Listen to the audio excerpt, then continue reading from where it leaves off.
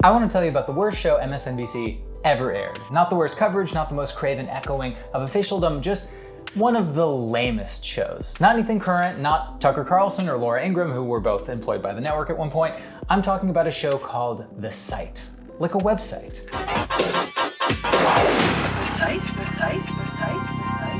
This show began in 1996 and it was one of MSNBC's first shows. And you have to remember how far in the internet was then. In 1996, a phone was still just a phone. If you wanted to meet a friend, you couldn't just tell them to meet you at Union Square. That's a big place. You had to decide on a location before you left your house. In 1996, only 20 million Americans had access to the internet, and of those people, they averaged 30 minutes of internet use a month. And it's when you had to connect to the internet through a phone line. So if you were on the internet, no one could use the phone, and if someone was on the phone, you couldn't use the internet. If you wanted to watch a funny video, it took 4 hours to buffer, and it was this big. So when NBC and Microsoft got together to form MSNBC, they had this idea of making it sort of tech-oriented for a tech-savvy or tech-curious audience. Step 1 is now complete. I will make use of the internet. Internet next. The revolution begins here. From now on, the promise of the internet and the power of television become MSNBC. They had a show called Internet. So the network had a tech theme, and so they came up with this other show called The Site, because a website was exotic, because it was 1996. The Site was hosted by Soledad O'Brien. Welcome to The Site for Tuesday, June 10th. These stories making high-tech news today. But a recurring character was an AI named Dev Null. It's that point in the show where we turn to Dev. Would that be the high point or the low point? I mean, where exactly? What point? Oh, you're leaving it so open for me. I can't even go there. I like to give you the opportunity to slam me right at the beginning, so then people won't get mad when I retaliate. You see? But so far, you have yet to take me up on this. You're so polite. You're so kind. You're so. You just make me crazy.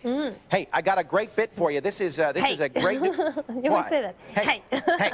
That's to get your attention. Hey, I know you're not exactly thrilled to be here, so I'm just trying to get your attention. I'm thrilled to be here. Oh, I'm yeah, here. right. Yeah, sure. On my own volition, kind of. Kind of.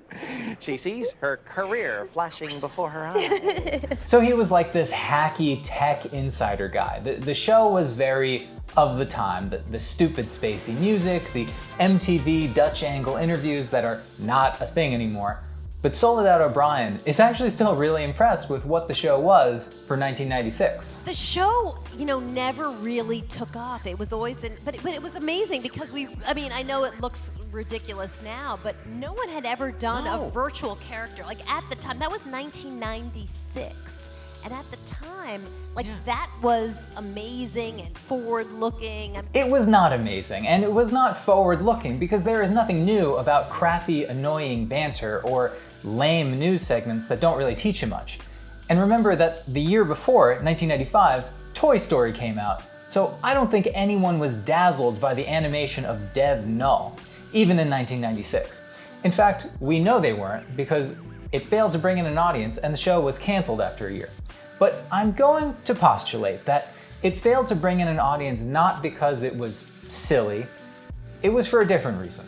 I mean, you have this guy Dev Null, who's like a hacky comic tech guy who looks like a rollerblader from a Capri Sun commercial, just kind of throwing some techie information at you. You have interviews with pop stars. Tori Amos is a singer-songwriter whose fans around the world have made her the star of more than 70 homepages. You have interviews with actual tech people. Here's a Bill Nye the Science Guy kind of segment where he explains why the sky is blue.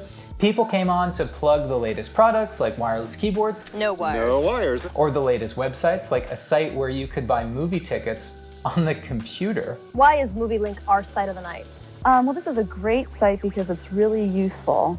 You can order tickets to movies online. And that's not just to laugh at things because they're dated. 25 years ago, wireless keyboards were new, and buying things online was extremely unusual. Tech is and was popular, and always had the potential to bring in an audience. The point is, the show was all over the place. The site never picked up because it was undirected and insincere. I mean, the whole tech angle was insincere. It wasn't the goal of Microsoft and NBC to provide the best tech-oriented content. Maybe for some people at the network, but for Microsoft and NBC, as corporations, they had the primary goal of making money by capitalizing on a market they figured hadn't quite been tapped into yet. Unfortunately for them, people turned out to be uninterested in the content they had to offer. And so, as easily as the tech angle came, so it went. And by 1998, they had shifted away from tech and over to saturation coverage of the Lewinsky scandal.